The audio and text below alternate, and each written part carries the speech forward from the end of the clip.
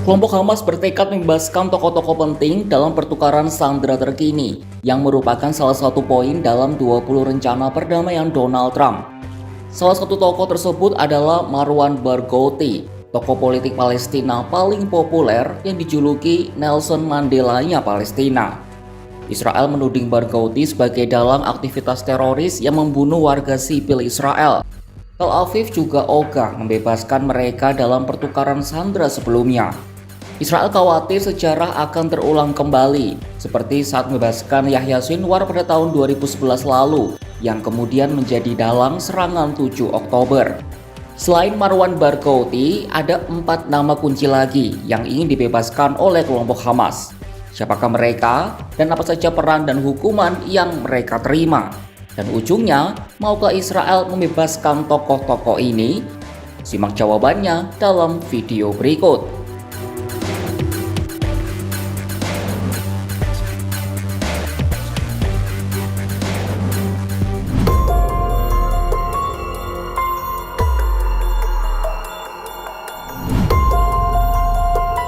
Mari kita mulai bahas dari sosok paling diincar Hamas untuk dibebaskan, yakni Marwan Barghouti. Melansir AP News, selama beberapa tahun berbagai jejak pendapat menunjukkan bahwa Barghouti adalah tokoh politik Palestina yang paling populer. Ia juga diprediksi akan dengan mudah memenangkan pemilihan presiden yang terakhir kali diadakan pada 2005. Sosoknya bahkan jauh lebih populer dari presiden Palestina sekarang Mahmud Abbas, yang sudah menduduki posisi ini selama kurang lebih 20 tahun. Marwan Barghouti dipandang sebagai sosok yang dapat menggantikan dan berpotensi memperbaiki keretakan yang telah berlangsung lama antara Hamas dan Fatah. Beberapa orang bahkan membandingkannya dengan Nelson Mandela yang dipenjara 27 tahun sebelum akhirnya menjadi presiden kulit hitam pertama dari Afrika Selatan. Barghouti sendiri adalah seorang pemimpin senior Fatah di tepi barat selama Intifada yang meletus pada tahun 2000. Israel mengklaim ia mendalangi serangan yang menewaskan beberapa orang. Ia lalu ditangkap pada tahun 2002 dan dijatuhi 5 hukuman seumur hidup. Barghouti tidak memberikan pembelaan karena menolak mengakui legitimasi pengadilan Israel. Ex-sekjen Fatah ini mendukung pembentukan negara Palestina di Yerusalem Timur, tepi barat, dan jalur Gaza yang direbut Israel dalam perang 1967.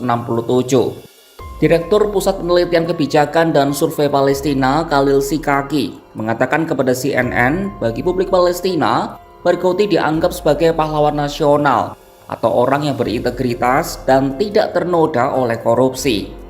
Hal ini menyoroti otoritas Palestina di tepi barat yang dilanda korupsi dan batasan ketat Israel yang terus membebani keuangan pemerintahan ini. Laporan CNN juga menyebut Hamas kini menuntut pembebasan Barghouti sebagai bagian dari potensi kesepakatan gencatan senjata Gaza, sebuah langkah yang dapat mengubah lanskap politik Palestina. Tel Aviv kemungkinan besar tidak akan mengabulkan permohonan ini, mengingat posisinya yang menonjol di kalangan warga Palestina dan kemampuannya dianggap dapat memimpin mereka menuju negara Palestina merdeka. Putra Barghouti, Arab Barghouti, mengatakan kepada CNN pada Agustus lalu, ayahnya tidak akan dibebaskan Israel karena PM Israel Benyamin Netanyahu tidak ingin adanya mitra untuk perdamaian. Faksi-faksi Palestina telah berkali-kali berupaya membebaskannya, termasuk dalam negosiasi gencatan senjata sebelumnya. Namun Israel menolak untuk mempertimbangkan pembebasan Barghouti. Sikaki menambahkan jika Barghouti dibebaskan Israel, maka itu akan menjadi kemenangan bagi kelompok Hamas. Sebab sosoknya akan mampu membalikan keadaan, mendorong optimisme dan peningkatan aktivisme warga Palestina.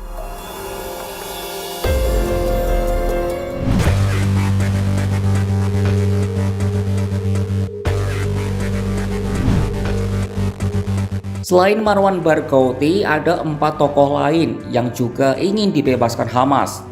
Pertama adalah Abdullah Barghouti. Meski namanya mirip, tapi Abdullah tak punya hubungan langsung dengan Marwan. Ia adalah seorang pembuat bom dan komandan senior Hamas selama Intifada 2000.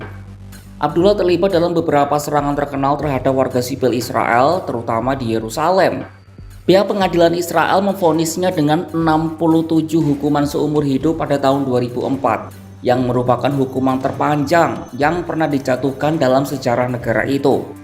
Ia dihukum karena serangan yang menewaskan 66 orang, termasuk 5 warga AS dan melukai lebih dari 500 orang. Dalam putusannya, para hakim menulis bahwa mereka menyesalkan tidak adanya pilihan untuk hukuman mati.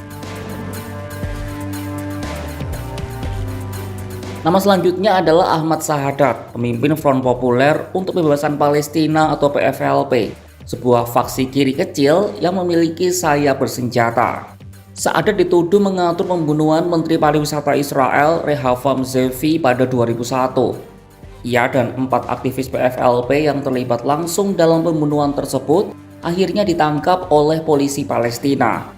Pada April 2002, pengadilan darurat di tepi barat menjatuhkan hukuman penjara mulai dari 1 hingga 18 tahun kepada 4 aktivis. Namun Sahadat tidak didakwa dengan alasan para pejabat Palestina tidak yakin ia terlibat dalam pembunuhan.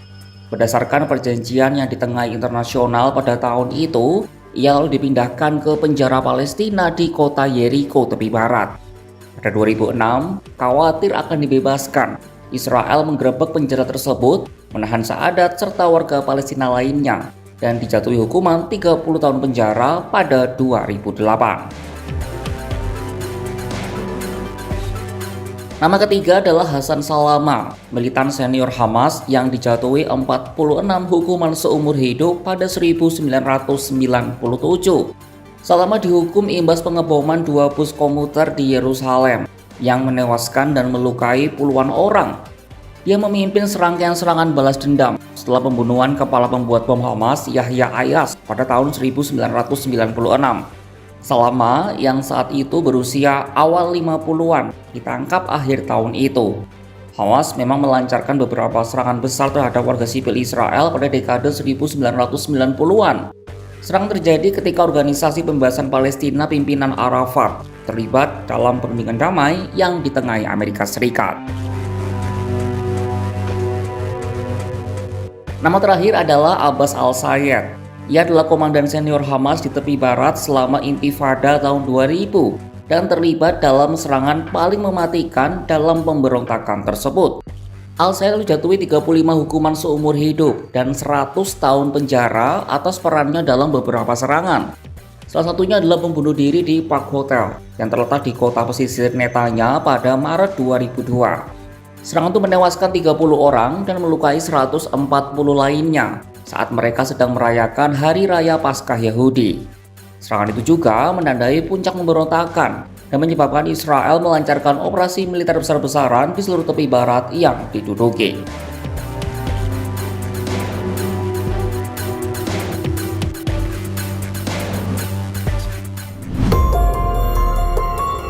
Perdamaian selalu tampak indah di atas kertas, tapi di meja perundingan setiap tanda tangan berarti taruhan besar.